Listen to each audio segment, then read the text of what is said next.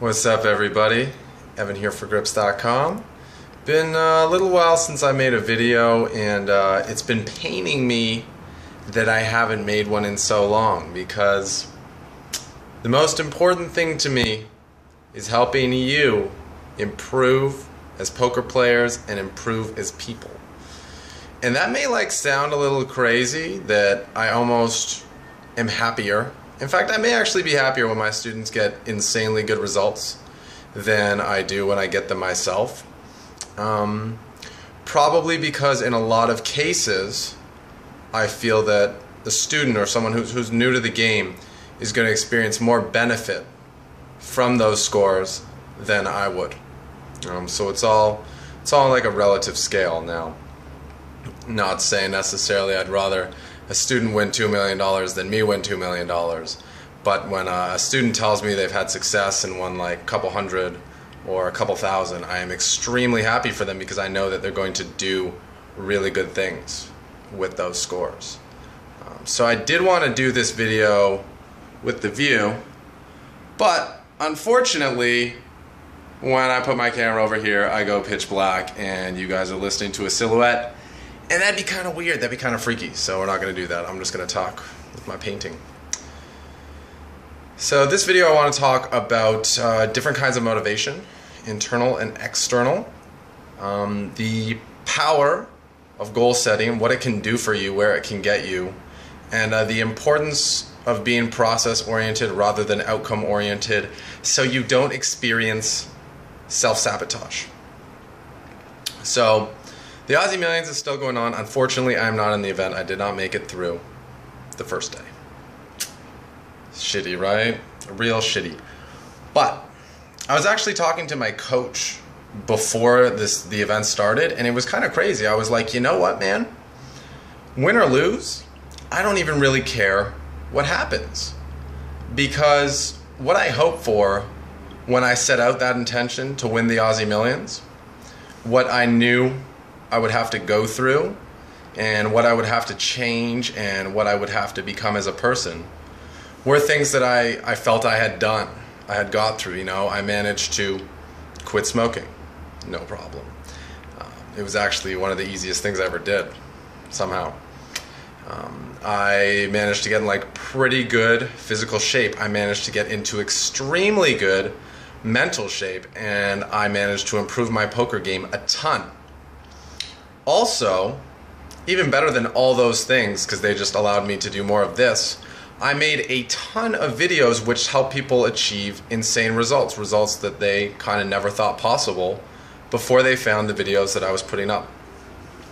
And that's where the real happiness came from, the real gift came from, was by deciding that, I wanted to win the Aussie Millions. I knew I'd have to review a lot of hand histories, I'd have to play a lot of tournaments, I would have to do the things that I had wanted to do otherwise, but couldn't really force myself to do.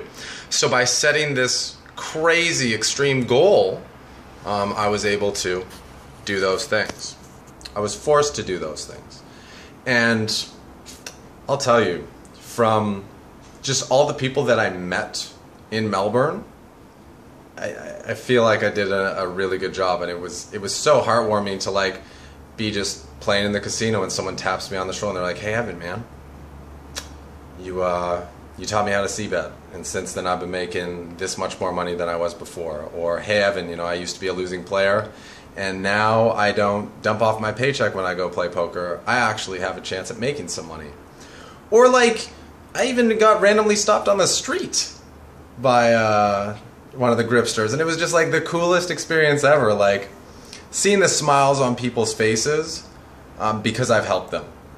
And I helped them because I set a ridiculous goal that I said, no matter what, I'm going to do everything I can to achieve it and make this thing happen.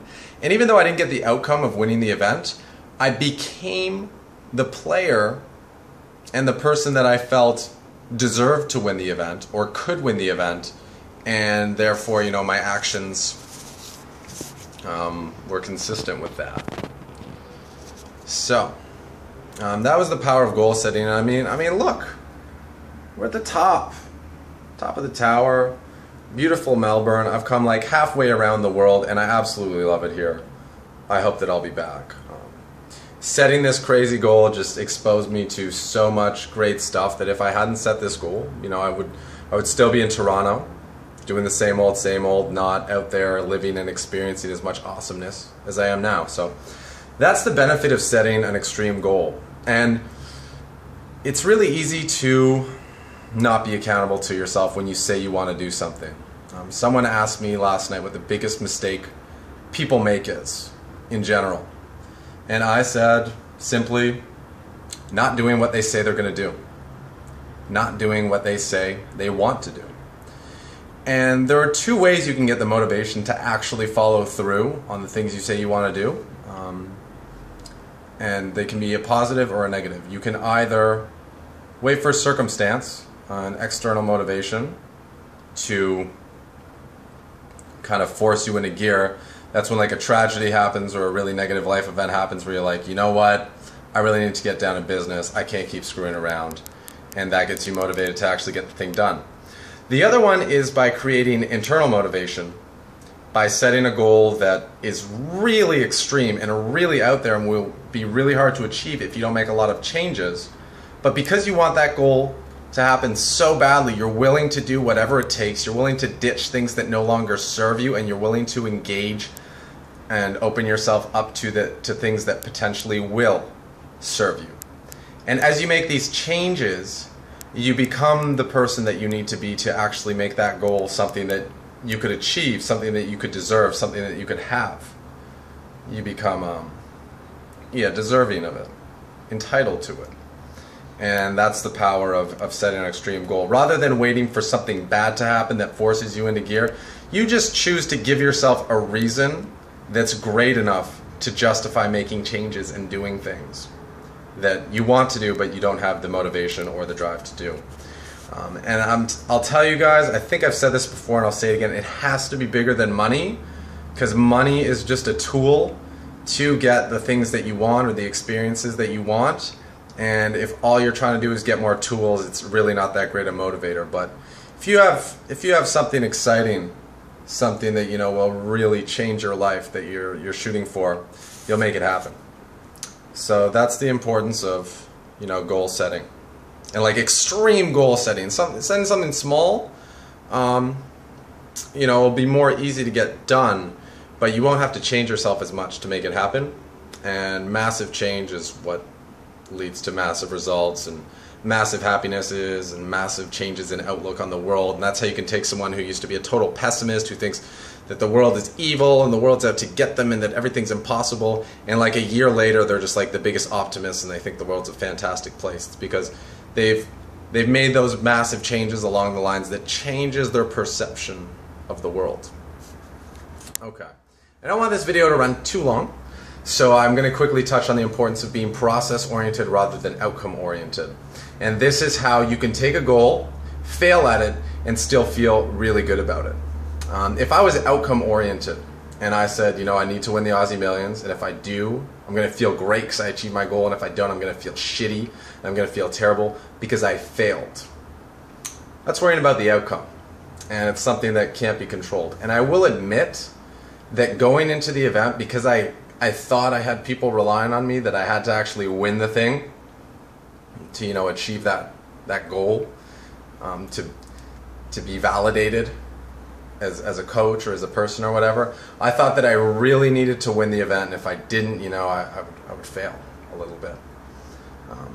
But after talking to people, you know, post-busting it and during, I realized that, and correct me if I'm wrong, feel free to shoot away in the comments, as long as I'm out here learning new things and sharing what I learn with you guys and sharing things that are going to benefit you as poker players and benefit you as people, whatever results I'm getting on the virtual felts or the live felts really don't matter, because we're all becoming better as people.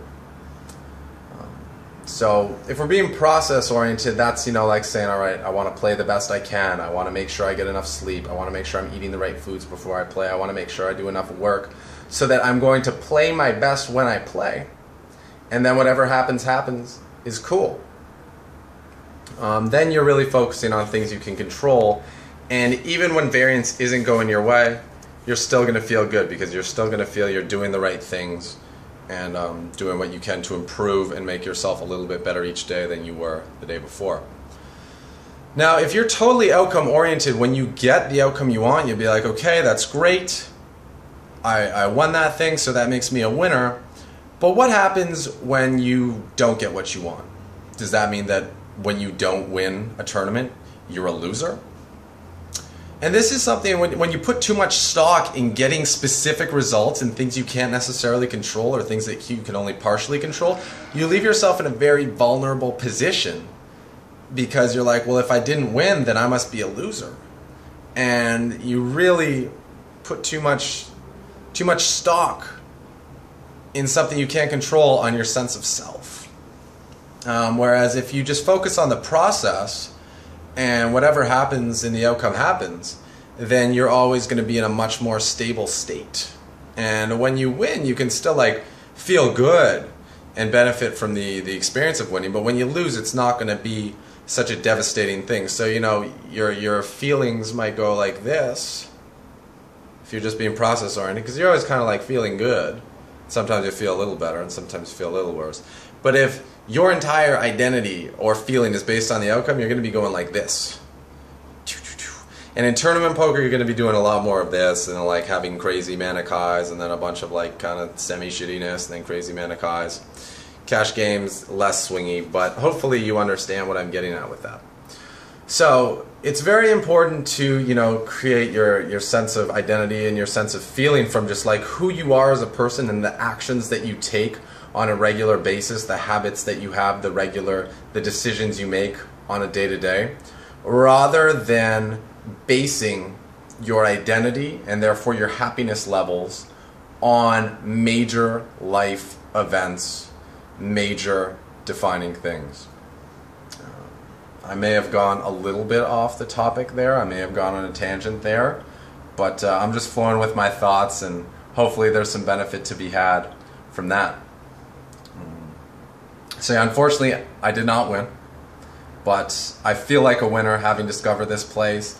I felt like such a winner whenever I would meet fans or just whenever I sat down to play. I was having a ton of fun, feeling like I was playing well, and I also recognized spots where there are opportunities to grow and opportunities to further develop. I mean, we've come a long way in just a year, and a year is a really small time frame. We look at this thing 3 years, 5 years from now, a lot of people are going to have massive scores and massive results if that's the things they want, including myself.